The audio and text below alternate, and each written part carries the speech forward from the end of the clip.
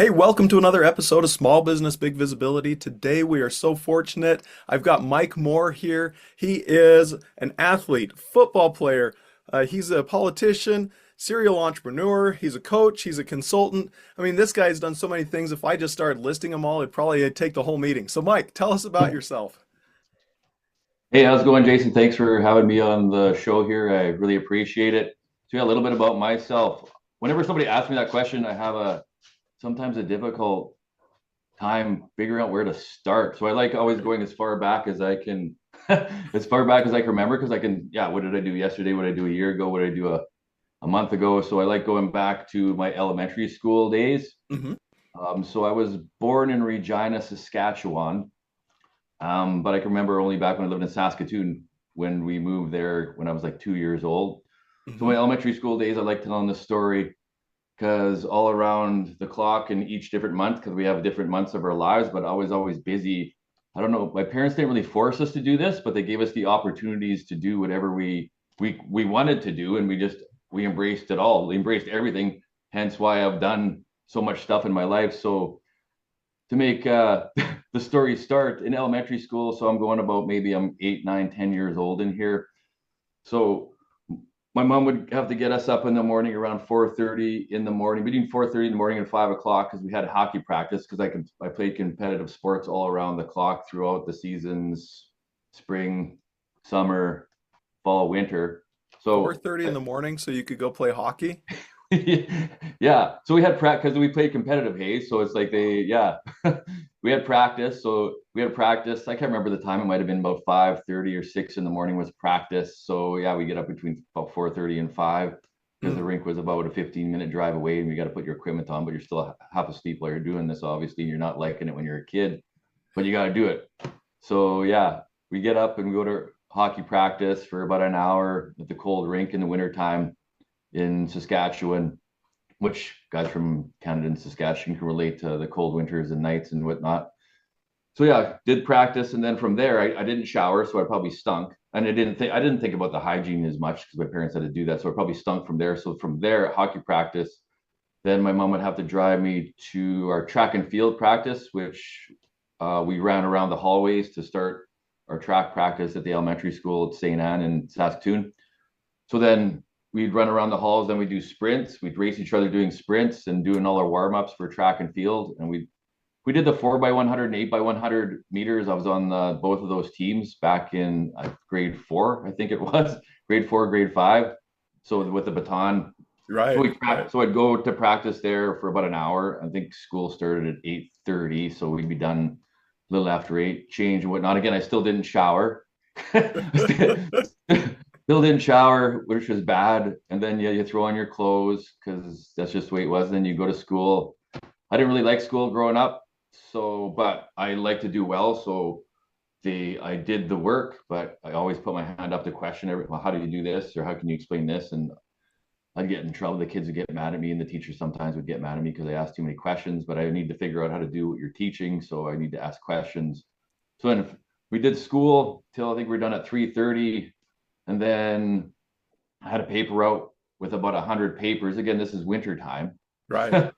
Winter time, so I had to get my sled out with boxes to put my papers in, and then we had bags too. But if they're heavy, I put them in the boxes on the sled. And then you have to memorize. Keep in mind, again, I'm 8, 9, 10 years old back then, and this is the 80s compared to where we are now with the kids to be able to do this. I don't know if they could. They should. I don't. They probably do somewhere, but yeah, and I don't know if they would believe me. We didn't have TV again. We had some video game. Well, we had TV, but some video games, no internet, obviously. Right, So right. I had to go deliver all these papers by myself, and I had to know my route. I had to memorize my route and which papers went Yep. where. And then after that, we had supper. It was always clockwork around 5:30. Dad get home at 5:15 because he was done work at 5. It took him 15 minutes to drive home. Then we'd have supper about 5:30. So then finish my papers, we'd have supper, and then we'd go out and go play hockey at the rink because the rink was right outside our back gate. And then we go do that until 8:30, 9 o'clock. And then we had to be in bed by between 9:30 and 10 every night because that was clockwork too. So we had structure. There's a structure back in place then that what we had to do, and we had timelines associated with it. So if we didn't do it and we didn't follow it, then we'd fall behind. And again, there's consequences when you don't get done. If I didn't go to practice, I wouldn't play, I wouldn't get better, and I wouldn't play on the competitive teams. Yep. I didn't go to school, didn't do my work. Obviously, I'd be left behind. And if I didn't deliver my papers, I wouldn't get paid. I wouldn't learn discipline as well. So we did that. And then, yeah, repeat. Summer, same thing. Spring, we'd play baseball and football and then golf all around the clock. And then I played the school sports, volleyball and baseball. And so, yeah, parents are continuously driving you around and you got to learn all these. Whenever I could fit it, it's like, oh, maybe I should try this. Well, maybe I should try because maybe I can make the team. And you're always scared whether you're going to make the team or not, because in early elementary school, it's like the popularity and you play in the schoolyard and with your buddies, but to make the team is like, whoa. Yeah, Right. sometimes you don't make it and sometimes you do. But yeah, we didn't have a lot of kids, so it usually wasn't that hard to make the team back then in the schools. And but hockey we did really well. And then from there, you're scared to go to high school, so then you do the work in high school. And I don't think my parents made us. I was still delivering papers in high school. I remember I tried to get my friends to help me, and I'd Mhm. pay them. I'd pay my friends to help me, but no one would want to help. It's like, you're going to get paid. You'd rather sit at home and do nothing. I'll pay you to help me. And no one ever wanted to. It's like, oh, Mike's going to come ask me to deliver papers again. It's like nobody wanted to do it. And Wow. then in high school, so yeah, I kind of, this is where the entrepreneur came in. It's like, you always have to work to do something to earn money. And then I put my money away. And even back, I remember this tweaks to another story because, yeah, well, it can be on here, on here forever. So elementary school in Saskatoon as well, we got $5 every 2 weeks. Mm. And we liked playing video games, hanging out at 7-Eleven, getting Slurpees and getting candy. So that money would run out pretty quick. So in order to get more money, how can we get more money? Bottles. We took bottles. So me and my buddies figured out if we got we steal a shopping cart from the shopping center somehow, but we're going to take back, obviously. Right. Go to an apartment style complex. And we take the shopping cart in there and we just knock on doors asking people for their bottles. So we fill out these shopping carts with bottles and then we take them back to the bottle depot and we get a bunch of money so we can buy a gum, play video games, and get Slurpees, which is kind of ridiculous, but yeah. And then Whatever motivates, right? and then I remember, well, yeah, we're still getting $5 every 2 weeks. It's like, what's another way to get money from my parents? It's like, well, can you just pay us? No, you have to do something for money. So what I had to do was make up a schedule of chores to do around the place. So my dad said, okay, if you like sweeping the floor and vacuuming and cleaning your room and dumping the dishwasher and doing the dishes and mowing the lawn and shoveling the snow, you make a list of all these odd jobs around the house. And then you put a dollar amount that's associated, like back then, it's like 25 cents or 50 cents or Mhm. 75 cents for your job.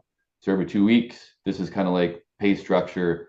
I get my base salary, which would be my $5. And then my it wouldn't be my bonus, but my sale wouldn't be sales. It'd just be like, yeah, the commissions I earned on the jobs that I did, I added that all up, so I'd get a little bit extra money. Oh, So nice. I put it all away, and then I had to make my own deposits too. So I had to fill out my own deposit slips and go to the bank and fill that in and fill out my bank book. And my dad made me do my own taxes at a young age too, so I learned all that. Mm.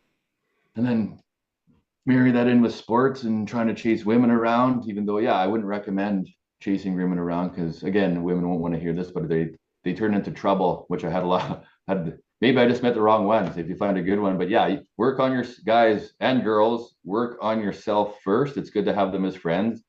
Work on yourself first, your finances, your personal development, and all that stuff, and your education before you get into any deep relationships, because 9 times out of 10 they won't work. There's probably some success stories that they will work, but focus on yourself first as long as you can. Because if you add a woman or a man and you're a man or a woman and it just ends up wherever. Yeah. It can end up where it's like, yeah, it's complicated when you don't even know who you are yet or what you stand for, your values and whatnot. Mm, right. So where So was after high school, what kind of led from there to where you are now? so high school. There's another sports story in high school. There's so many stories within these stories, like frameworks within the framework. Yeah, so high school, I remember the football team because I was afraid to play football in grade 9 because Mhm. I was too small and I was afraid the grade 12s would beat me up and whatnot. So I started in grade 10. We didn't even have we had the crappiest team in the league where I played. Mm. They didn't win any games. The coaching was terrible. They had an equipment, no program, nothing. So then coincidentally, we got this new coach the first year that I started playing that was actually organized. He cared about football. He had a structure. He got new equipment. He developed a plan. So we still lost every game. So, oh, I'm getting ahead of myself. So they're asking what positions you want. And I didn't know the positions or anything. So they asked, does anybody know how to long snap? And nobody put their hand up. So it's like looking around. Well, I'll try it. I don't know how to do that. So long snapping, and I've always volunteered to do things that nobody else wants to do because everyone's afraid. Mm. So from there, that long snapping, I'll go quickly on this one. I played that and a couple other positions in high school, but I didn't even make the team for the Rams of Regina with long snapping. But then I made the team just on my own merit as a linebacker. But then usually you don't play for 3 or 4 years because we have such good players. You don't play, you don't travel with the team.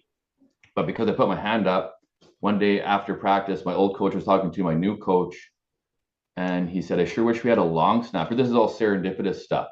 If Right. people believe in serendipity, or he said, I sure wish we had a long snapper. And then my old coach says, well, Mike can snap. So I tried out snapping. This is my first couple practices. So I tried out snapping. I was able to snap. I was like, yeah. So then they put me on the starting snapper. So I was able to travel with the team. I got to go on all the fun bus trips. I got to do all the fun stuff when most people in their first or second or third year don't get to travel. You're just kind of there in the developmental squad.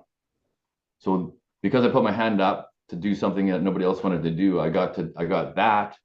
And then from there, after high school and while I was in university, because I was done and I got injured and whatnot. So after that, I was still coaching. I was still in shape. Another serendipitous moment came, and I didn't even think about this ever, that they're looking for all the three positions that I played: center, linebacker, and long snapper. This guy from Germany came down to Canada and said, we'll fly you down, because they just went up another league in this German league. I didn't even know there was football in Germany. I'm like, this is like a scam. This isn't real. Yeah.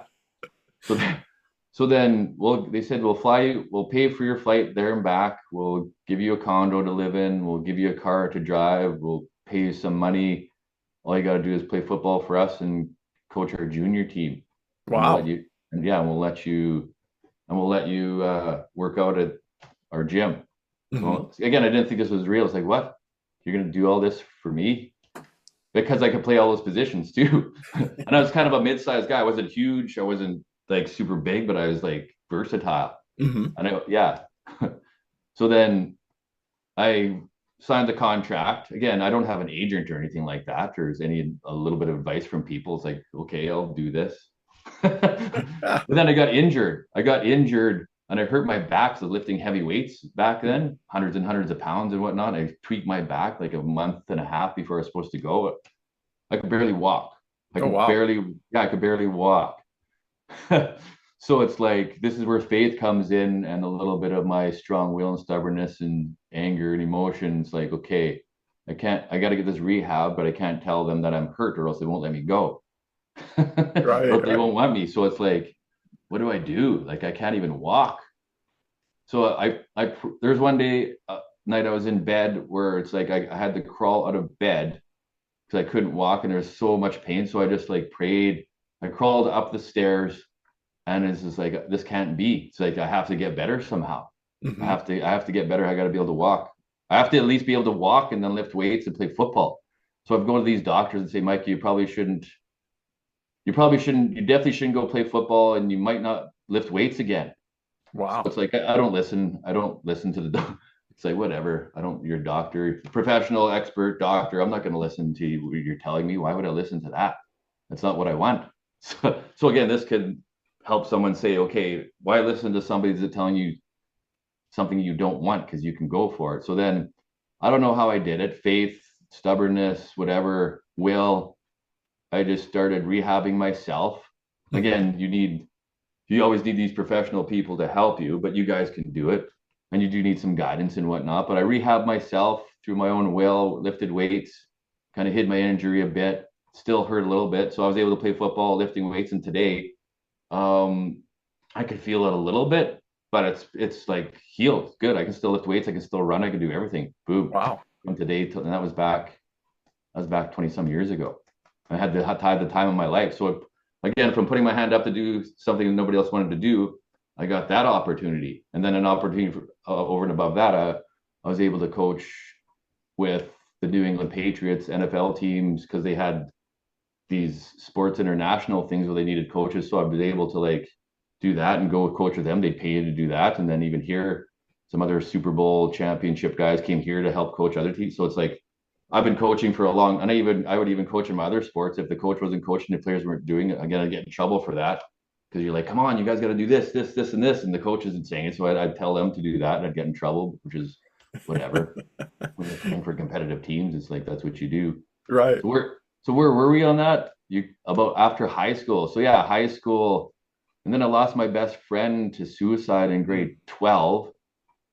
And then yeah, my girlfriend was trying to commit suicide too. I was going to start in university and all this. So yeah, you have all this trouble stuff going on too that you have to get through.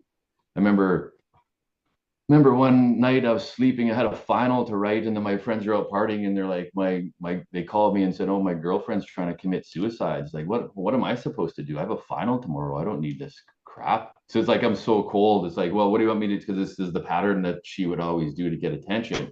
It's like I don't need this drama. And yeah, it's like 2 or 3 in the morning. So you have to kind of talk to her and all this, and it's like you're like 20 years old, 21 years old, and it's like ridiculous. So she's still good today. Long story short on that, she's still good today, and she thanks me for, I don't know, like I don't know. Again, that goes to like if people don't heal, that's why I say if people don't heal traumas, they bring that all the way through their whole life, and they project that onto and it's tough. Relationships are tough, and if you don't work on yourself, you're going to bring all that to everything, your business, your work, your relationships, all that stuff. It's difficult, but seems I've had to deal with a lot of other people's trauma, and I don't know why I have to deal with other people's trauma, but that's it. Because I like helping people, other people. But again, if they're not willing to listen to you, Right. you can't change it. The only thing you can change is yourself. You can change the way you think. You can change, so you can only change the way you think. Like just like I could, and I didn't get this. It's like, don't you guys want to like live a better life? And it's like, no, I'm trying to change people, but I can't. I can't change anybody. I can only change myself. And once I change myself, then the people around me can choose to change, or they don't, or they'll just drop off. Yep. Like, see, 100%. that's major tangent again. So after after playing football and coaching, what did you move on to next? Oh, so where's my brain at here? So in high school, so then yeah, university. It took me 10 years to finish university, and that's a whole other kind of framework story. 10 years. So I took 3 courses because I doing a whole bunch of stuff. I only took three and 4 courses at a time. I never took a full course load because I was working. I was bouncing at bars. Again, I was chasing women, drinking, smoking during that 10-year span. So it's like I still don't know how I did it. Playing football. I was playing football. I was going to school. I was working, and then we're going out 2, 3, 4 times a week, drinking, smoking, chasing women, and still trying to stay in shape for 10-year span. So I didn't focus fully on my school, which I could have and should have. Hmm. Again, this is another thing, this way to speed things up. Anybody out there that's young, speed for your kids, and you can tell them from this story. It took me 10 years. I wasted. It was fun. It was fun. It was fun, mind you, but I wasted a lot of time doing the wrong things, hanging out with the wrong people in the wrong environments. And I'm lucky I'm still kind of here today because there was a lot of bad things that went on, and we went in a lot of bad environments that yeah, a guy doesn't need to really go into if you're hanging around the wrong crowd doing the wrong things. Hmm. So yeah, during that span, I wasn't able to get into my faculty by like less than 1% for like 2 years, by less than 1%. So I kept applying. I went talking to the counselors. The counselors telling me, "Oh, you might not be smart enough to get into our faculty. What makes you think you're smart enough to like you get accepted into our faculty? You Hmm. might want to question whether your university your university caliber. So they're making me question who I am and my smarts and my intel. So it's just I got frustrated. So I kind of quit university, but I had to retake classes to boost my because I got like a 55 and something, and I had to boost my average up. So I try to maybe I can get, but they're classes that suck. I don't like them, but I'm trying to boost my average up in these classes. So I'm working, making money, and still doing all this stupid stuff. And then I finally, I finally was able to get through it. And Hmm. then I remember my first when I was in the faculty, my first class in that faculty had the dean of the faculty as my teacher. And then I told him my story. It's like I was trying to get into the faculty for like 2 years. I had to retake like 2 or 3 classes. So I spent money, had extra time.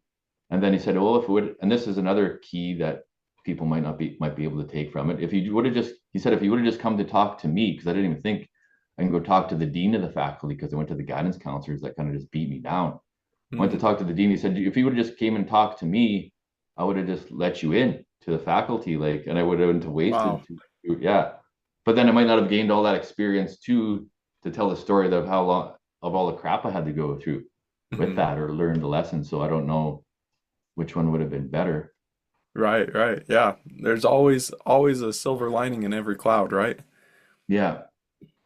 And then the lumberyard I was working at, I tried to, because I was running the whole back as a foreman running the whole back of the yard, driving the forklift and putting together the orders and taking care of customers, customer service and pricing and ordering and unloading trucks and unloading the semis and whatnot. So I tried to be a partner into that business, but they're afraid. They're afraid because I was young. I was like 21, 22, 23. Oh, They're uh-huh. afraid. It's like, yeah, it's like, come on, you guys. It's like, I would like to be a part owner of this because I see there's money here.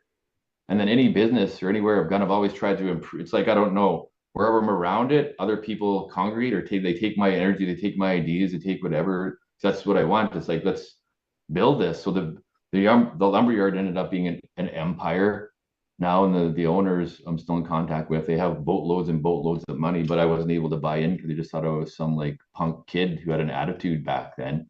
Yeah. Yeah, yeah.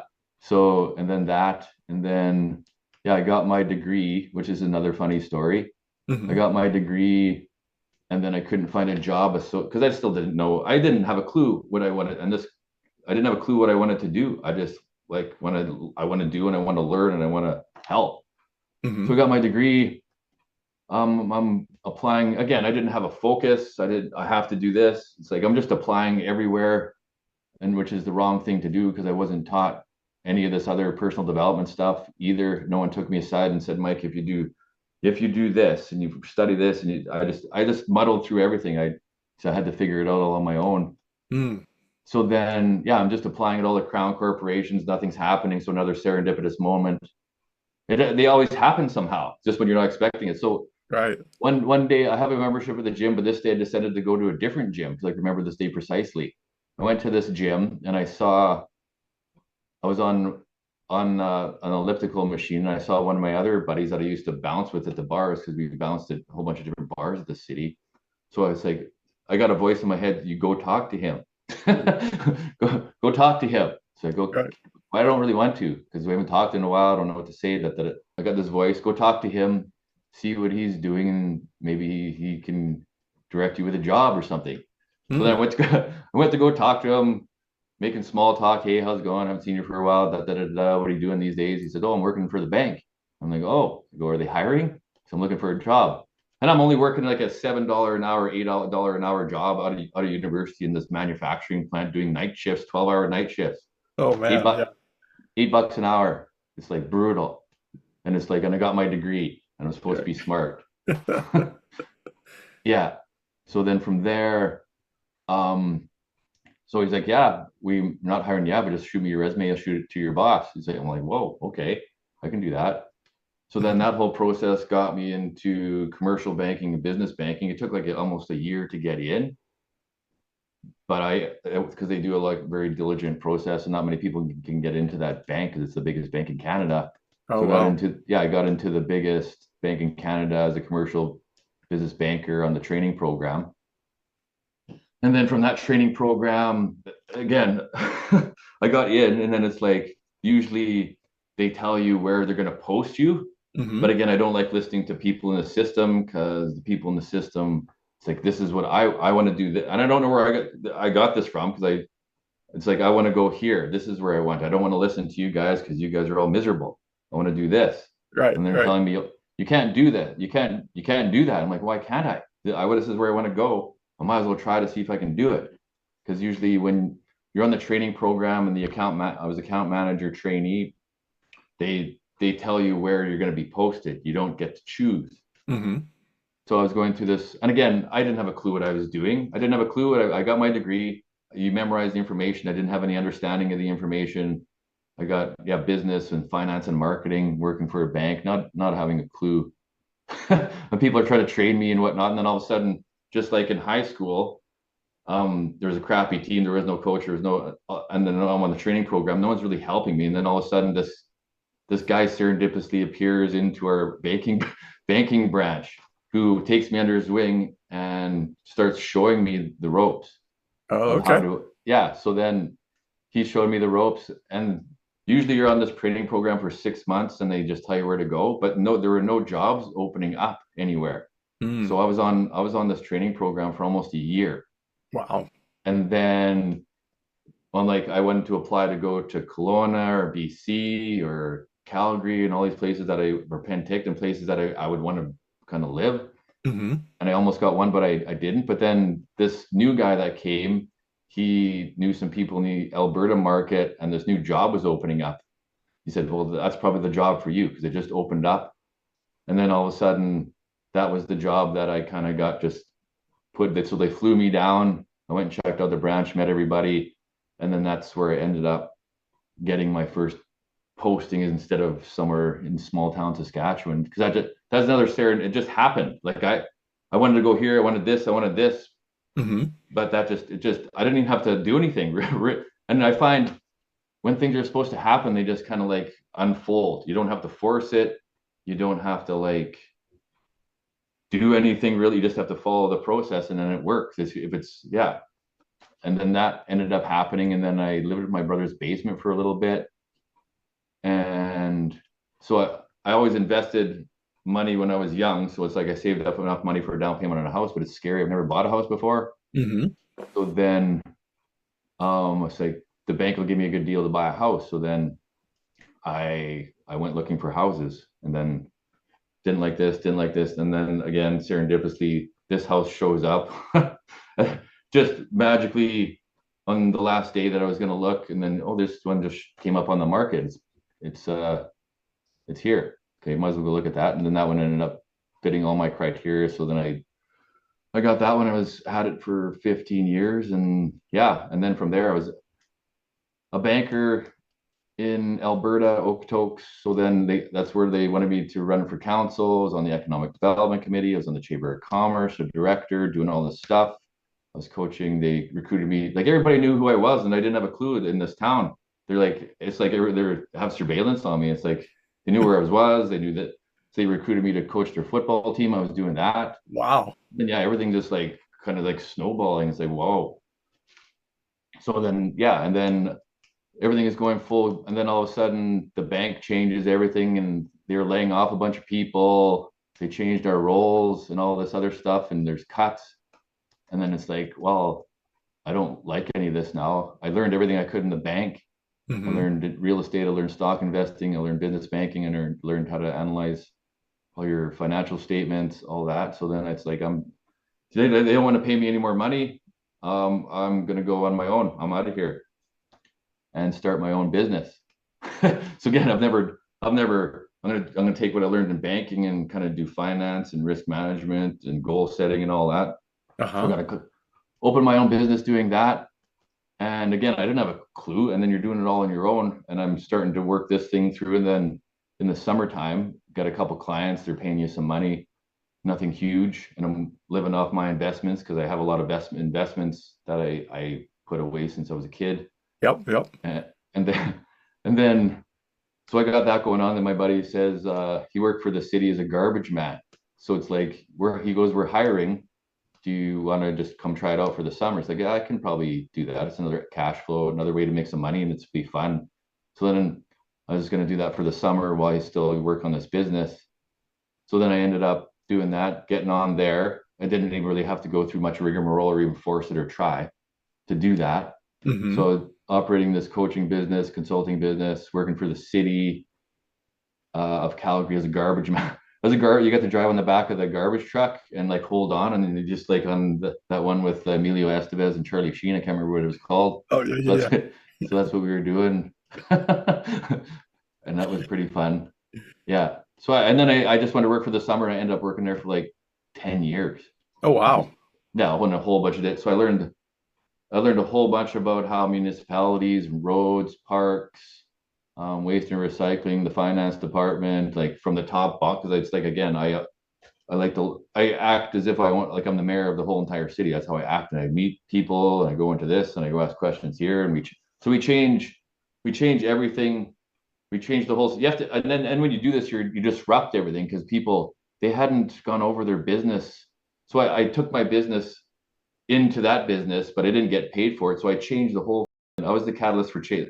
I paid so many people off, but they ended up changing everything. They hadn't done any business development or business analysis or job analysis for like 40 years. They admitted after this. It's like, Oh wow. So they were just going along. You show up, yeah, throw a grenade yeah. in it. It's like they didn't even understand what I was talking about. It's like you got to operate all these as individual businesses, and you got to track your revenues and track your expenses and track your employees and track your infrastructure and your vehicles and all that and expense all these if you're leasing them or you're buying them or how much they're costing if they're in the shop and the productivity of all your employees and what they're doing. It's like this is all friends. Like they're like what? And I'm a bottom dweller here. I'm the low man of the totem pole, but I'm doing like the high end work. It's like who are you?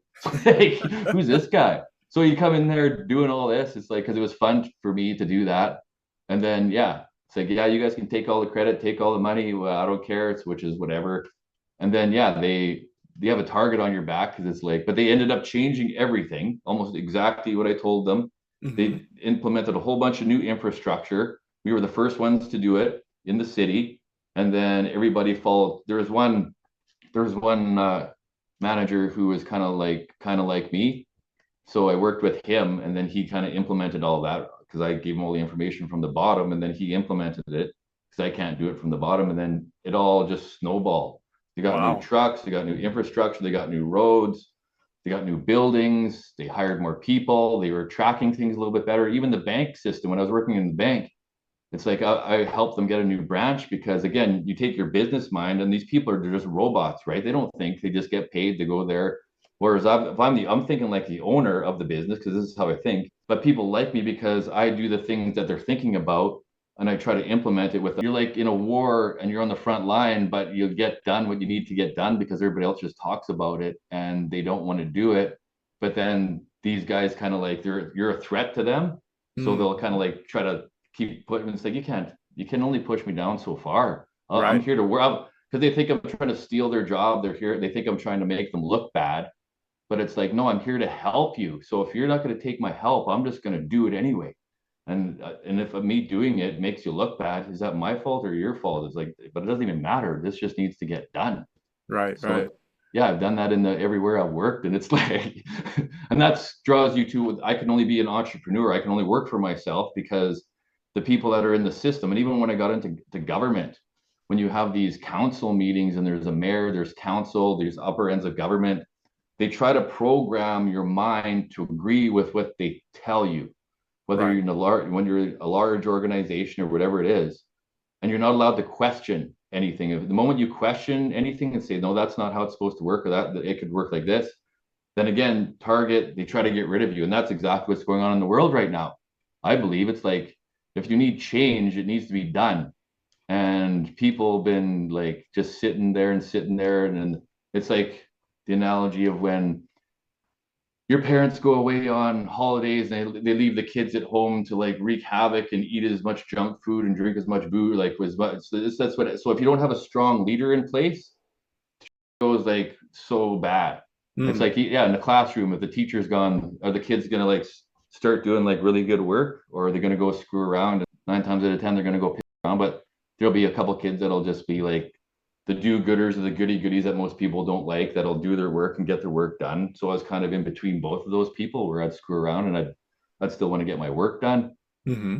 And yeah, because you have to kind of like, you have to build rapport with the people that you're working with, or else they'll just like hate you because you're Right. like, Yep. it's like, yeah, yeah. So you have to find a balancing act in that, and sometimes it's difficult to do.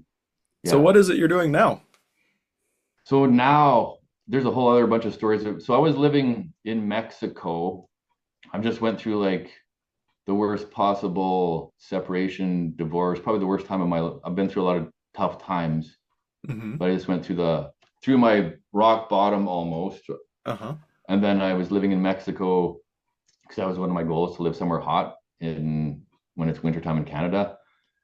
And then I got an emergency call to where I'm at right now, back to Canada and working, coaching, consulting again, helping athletes redesign their life and their story, from taking their old story, destroying that old story they have, destroying that old life they have, Mm. even though that's part of them. But if Mm-hmm. it's too heavy, if you're carrying all that baggage around with you, like if someone had it, like I've had a lot of that baggage, so you have to let it go. So if anybody out there, if you've had a divorce or you had a bankruptcy or you've had abuse or violence or any of that stuff go on in your life that you learn from, and you become a better person. You can't keep carrying that person with you. So in order to be the person that you need to be going forward, you have to drop all that, forgive all that, thank it for happening, and then move forward. So developed a framework to help my niches athletes, because I love working with athletes and I'm an athlete myself, helping them redesign a customized life for themselves and their families. And most sports people can only identify with their sport. So I've developed a life after sport playbook, customizing a life for the life that you want going forward. So that's what I'm doing now. Just got back from Funnel Hacking Live and trying to figure out all this online stuff, because I've done this in real life. Mm-hmm. So now we're gonna do this in online and real life. Gotcha. So what would you say, looking back through all your life, playing football, coaching football, changing, going into politics, changing the way a city was run from the bottom up, all these different jobs, living different places, different countries, what would you say was your biggest success? Biggest success. That's a good question. The biggest one. I don't know if there is one big one, because they all kind of like build up on each other. Hmm, that's a good insight. Yeah, to pick one, because they all build. If this didn't happen, even a success, it's usually not the successes, it's usually the failures that you get the most from, because I almost look forward to failures now and things going wrong, which is bad, because it's like anytime anything like really, really bad's gone Mm-hmm. on the other side of that, if you just get through it, it's like something just as good or way better is on the other side of it.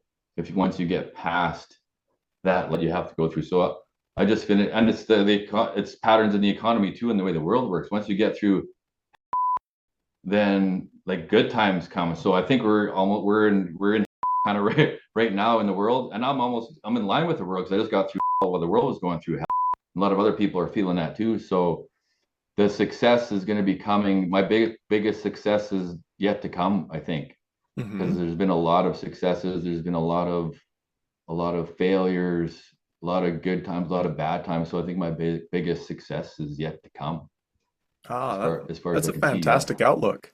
yeah, yeah.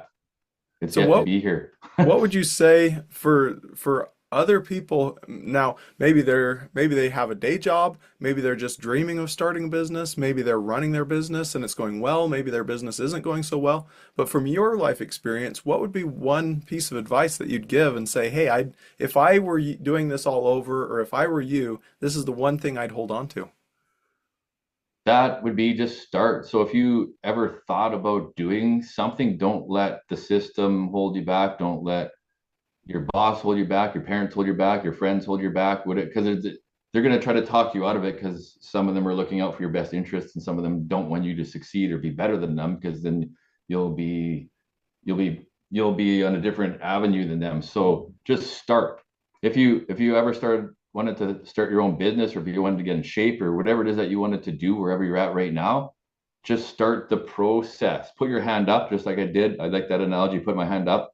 If you don't know how to do it, the only way to know how to do it is to start doing it. You can't not know how to do something and then say, I don't know how to do that, I'm not going to try. So just start the process of learning how to do whatever it is that you want to do. And then it's a journey, it's an adventure, and enjoy and embrace that process. And it's not going to happen in a day, a week, a month, a year. You have to, it's an adventure. The hero's journey that we talk about is the hero's journey. So if you want to be Samwise Gamgee or Frodo or Gandalf, if you've seen the Lord of the Rings, there's the journey. So if you get the call to action, whatever it is in your life, you get the call to action, you're going to reject. I've rejected it. It's like, I don't want to do this. It's going to be too much work. It's like, who am I? I don't know how to do it. It's too much work. I have no idea who I'm going to work with, or where I'm going to go, or how I'm going to get there. Yep. But I've given you some stories of, like, you start the process, and then all throughout my life, and probably all throughout your guys' life, if you look back on your life, if you just start doing something, each step will show up in the process of what you're supposed. There'll be roadblocks, there'll be potholes, there'll be trials, tribulations that are gonna, like, oh, we got to go here, got to go here, got to go here. But you'll always find the way. If you have a target for where you want to go, you'll always find it if you keep looking for it. So just start, just go. You don't need to know what you're doing. You don't need to be perfect. It's never going to be perfect. So just start doing it. Just start doing it, whatever that is for you. Excellent. Thank you for sharing that. So who Mhm. are some of the athletes that you've worked with? Are you able to say any names? No, I can't. I can't say Oh, any of the names on here. But okay. there are CFL players. I've played with some CFL players, quite a few actually. And then NFL, I could say the New England Patriots, Pittsburgh Steelers. Um, yeah, a couple of Super Bowl guys that have won the Super Bowl. They've had rings. Hmm. Yeah, That's yeah. awesome. So you're really at a level where you're coaching and working with some of the biggest athletes in the world then. Hmm. Yeah, the How, principle I found with that. Okay, sorry, go ahead. oh, I was gonna say, what is that like? Because for most people, they're never even going to meet one of these people in person. Maybe they'll see them, maybe wave to them, maybe they'll get to shake their hand, but you're having deep, in-depth conversations with these people. What are they like?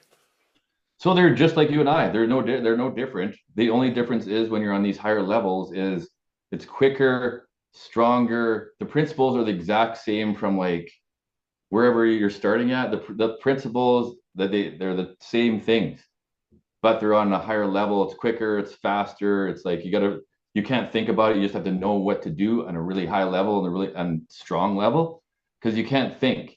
You have to intuitively know what you're doing, and that only comes from repetition. And they're just normal. Yeah, they're just normal people. They're normal people, just like you and I. You don't treat them, don't put them up on a pedestal. You Hmm. just have a normal conversation. But it's hard because if you see them on TV all the time, or they've had all these accolades or all this stuff, people are like, treat them like gods or whatnot. But they're just like a normal. They go through the struggles just like anybody else goes through the struggles.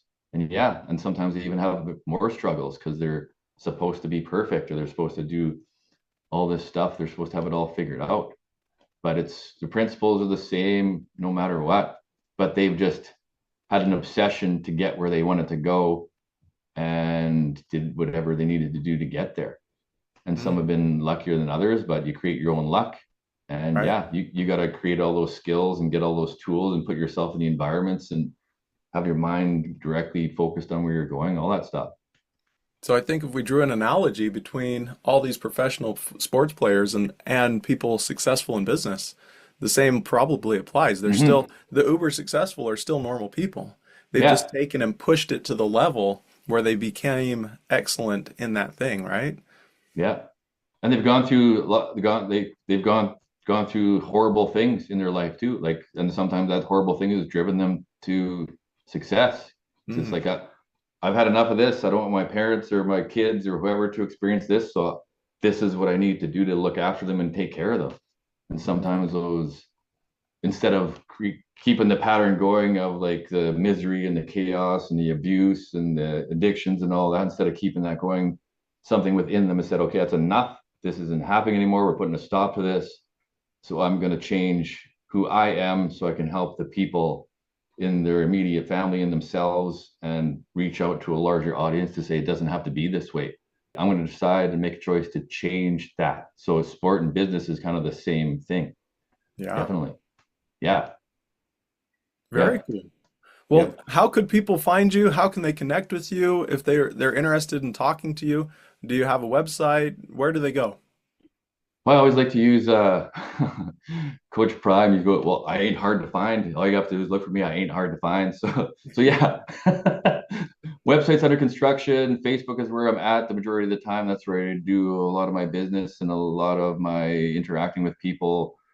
Text, so you can get a hold of me there. And then we can go on a Zoom call. We can go on emailing. We can call each other on the phone. We can do Messenger. Yeah. So And what would they Facebook, I'm look for on. on Facebook to find you?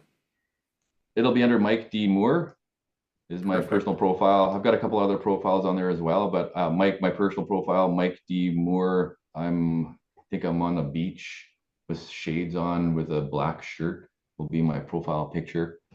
And then yeah, under construction is the website.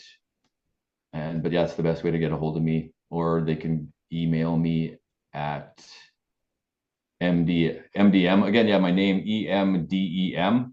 I spun that off from Eminem because I'm kind of like three or four people in one, like three or four different personality types in one. So MDM instead of Eminem, EMD EMDEM dot Canada dot group at gmail.com. Yep. Perfect. Well, that's awesome. Thank you so much for taking your time to share your story and all these great insights with our listeners. I really appreciate you doing that. Yeah. Happy to. I love it. And to our audience, you should go and follow Mike on Facebook. He's always putting out new content, new tips, new ideas, new ways to think about the world. And also be sure you subscribe to the Small Business Big Visibility podcast. Looking forward to seeing you again.